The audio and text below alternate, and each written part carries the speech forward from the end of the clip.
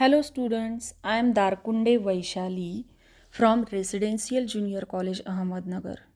Today we are going to see the fifth poem from your English Yuvak Bharati Standard 12th.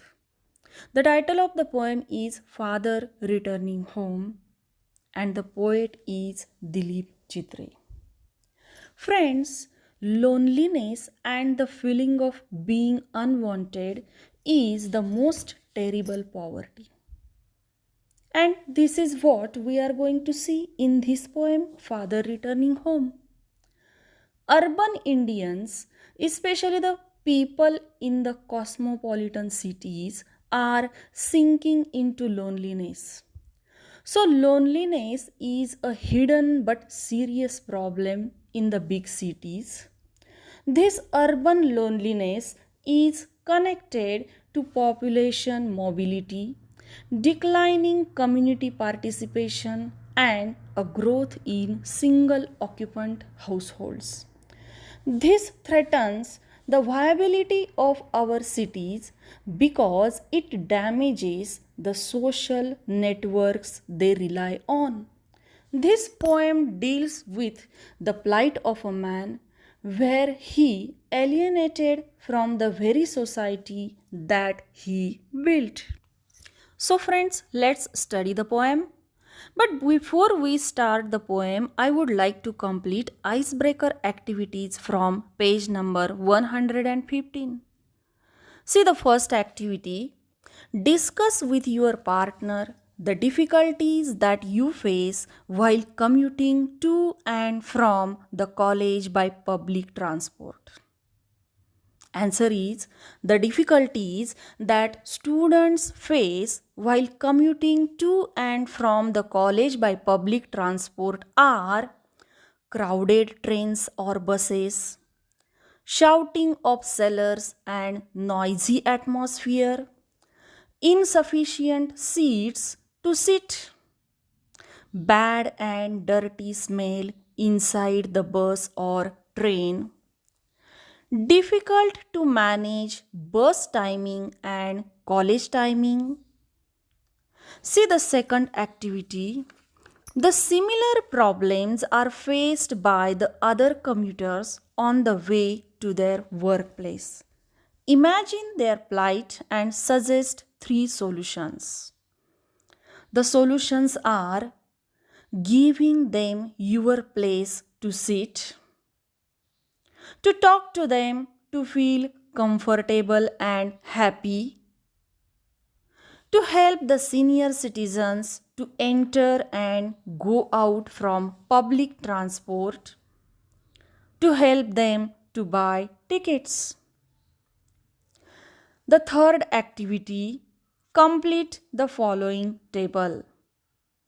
Section A, the way our elders to take care of us. First answer is given, love and protect us. Second, they understand our feelings. Third, they guide us properly. Fourth, they share their life experiences and they help to solve our problems. And last, they adjust according to the situation. Now see section B, the way you can take care of elders in your family. The answer is first, help them in daily chores. Second, support them and spend time with them. Number 3, teach them how to use technology to make life easier. Number 4, help them in medical cares. Now see the last activity. Write your duties towards the following. See the diagram. Your duties towards your family members and your duties towards school and college. First, see the duties towards your parents. Obey them, respect them, share their work, follow their instructions. Number 2, the duties towards your siblings.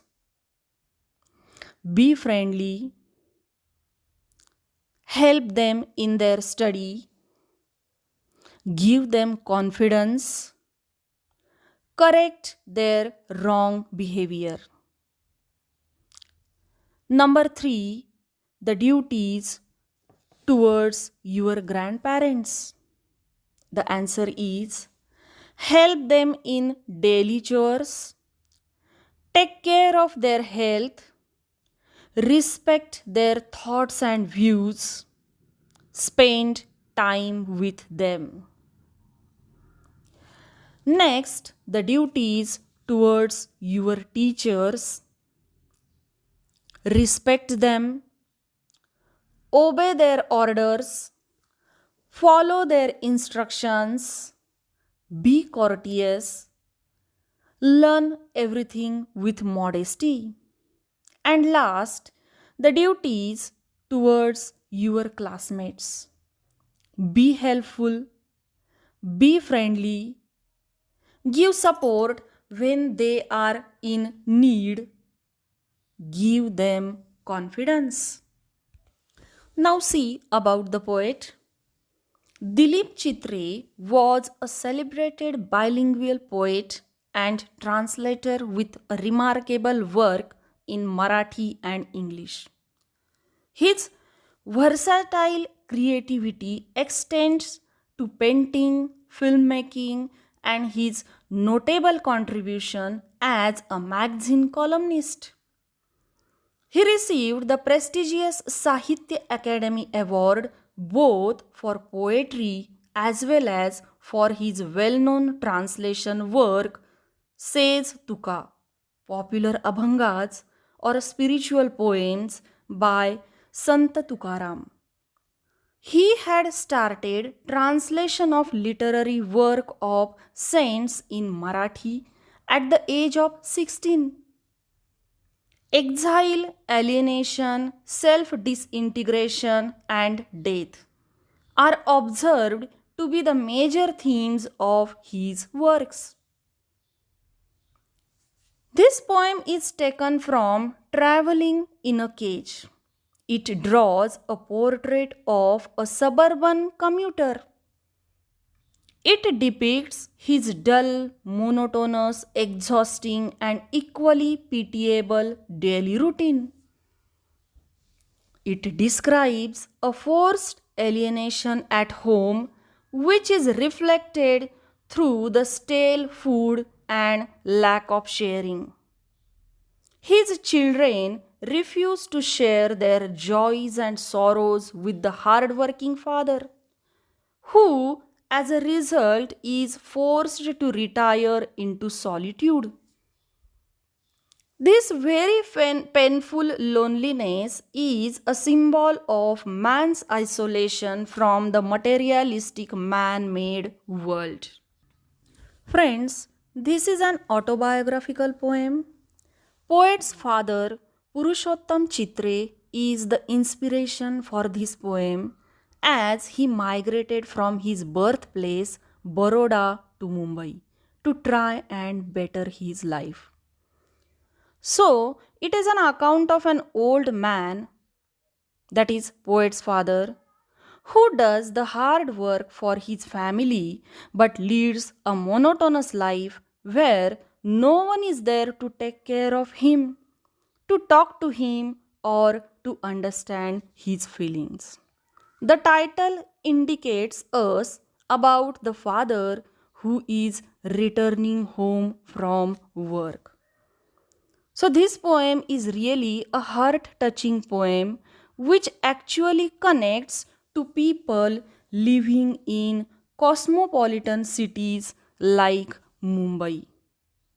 This poem shows how the dull life of a man working in a crowded city has left him lonely.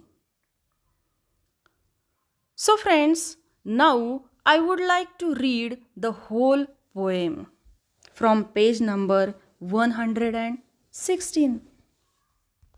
Father returning home. My father travels on the late evening train, standing among silent commuters in the yellow light. Suburbs slide past his unseeing eyes. His shirt and pants are soggy, and his black raincoat stained with mud, and his bag stuffed with books is falling apart. His eyes, dimmed by age, fade homeward through the humid monsoon night. Now I can see him getting off the train like a word dropped from a long sentence.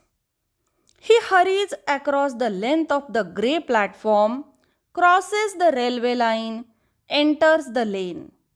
His chappals are sticky with mud, but he hurries onward.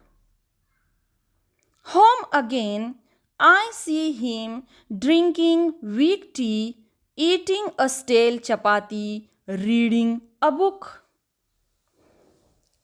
He goes into the toilet to contemplate man's estrangement from a man-made world.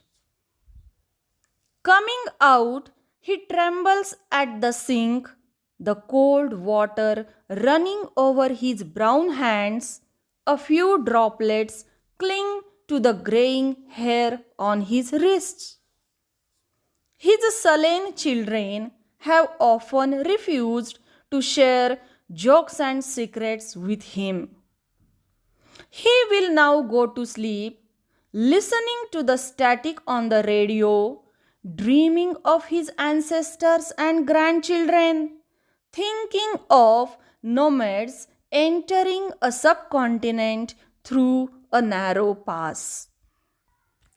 Here you can see the poem consists of two stanzas and it is written in free verse with no particular meter or rhyme scheme. Friends, free verse means a poem there is no rhyme or no rhythm. And this lack of rhythm or lack of musical quality is symbolic of the poet's father's dull and monotonous life. The poem is in first person narration and the poet himself is the speaker who narrates how his father returns home and what he does thereafter. So this poem is a dramatic monologue, the voice of a son detailing two scenes from the life of his father. The first stanza narrates the journey from work to home. It is set on a train and later on a station. The second stanza changes the scene since the father has arrived home and it tells about his final hours of the day, his routine at home until he goes to sleep. Friends, this is the first part of the poem. We will see line by line explanation of the poem in my next video. Thank you for watching my video.